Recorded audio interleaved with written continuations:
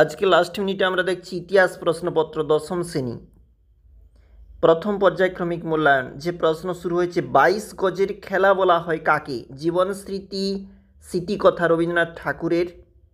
দেখো, সংস্কৃতি শহর কাকে বলা হয়? নীলদর্পণ নাটকটি লিখেছিল দীনবন্ধু মিত্র। এবং বামা বলতে আমরা জানি নারীরা, মানে মেয়েরা।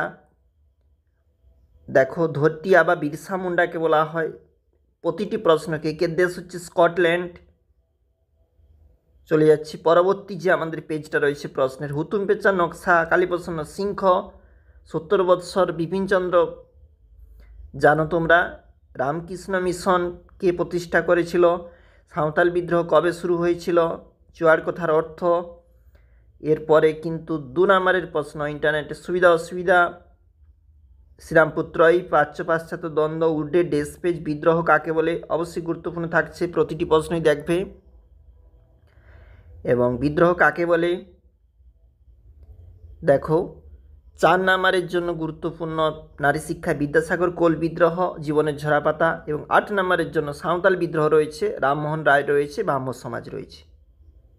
দেখবে।